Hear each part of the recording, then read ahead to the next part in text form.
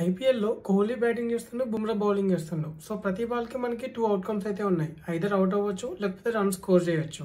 Exactly ఇదే Bernoulli distribution అంటే. Welcome to day 14 of decoding data science. Bernoulli distribution కి formula ఇది. So దీనికి ఓన్లీ 2 అవుట్కమ్స్ ఉంటాయి ఫర్ ఎనీ గివెన్ ఈవెంట్. అది either success or failure. Success ని మనం k=1 అంటాం, ఫెయిల్యూర్ ని మనం k=0 తో రిప్రజెంట్ చేసుకుంటాం. కోహ్లీ వర్సెస్ బుమ్రా ఎగ్జాంపుల్ లోకి వెళ్తే, కోహ్లీ మంచి ప్లేయర్ కాబట్టి for any given ball success అయితే అవుతాడు, అంటే అవుట్ అయితే అవ్వడు. సో సక్సెస్ గానికి ప్రాబబిలిటీ 70%, ఫెయిల్యూర్ గానికి probability 30%. So probability of run వచ్చేసి మనకి 70%. సో బెర్నౌలీ డిస్ట్రిబ్యూషన్ మీద రియల్ లైఫ్ లో మనకు చాలా ఎగ్జాంపుల్స్ అయితే ఉన్నాయి.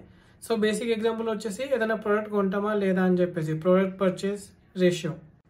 ఏదైనా కంపెనీ ఈమెయిల్ పంపిస్తే ఈమెయిల్ ఓపెన్ చేస్తామా లేదా. సో ఇది కూడా మనం బెర్నౌలీ డిస్ట్రిబ్యూషన్ తో కనుక్కోవచ్చు. మనకు యూట్యూబ్ లో చాలా యాడ్స్ వస్తాయి కదా. సో యాడ్ ని మనం క్లిక్ చేస్తామా లేదా అని కూడా బెర్నౌలీ డిస్ట్రిబ్యూషన్ తో కనుక్కోవచ్చు. అండ్ రేపటి క్రికెట్ మ్యాచ్ గెలుస్తామా లేదా అది కూడా మనం బెర్నౌలీ డిస్ట్రిబ్యూషన్ తో కనుక్కోవచ్చు. బెర్నౌలీ డిస్ట్రిబ్యూషన్ గురించి ఇంకా తెలుసుకోవాలంటే బెర్నౌలీ డిస్ట్రిబ్యూషన్ ని కమెంట్ చేయండి. I will share you the link.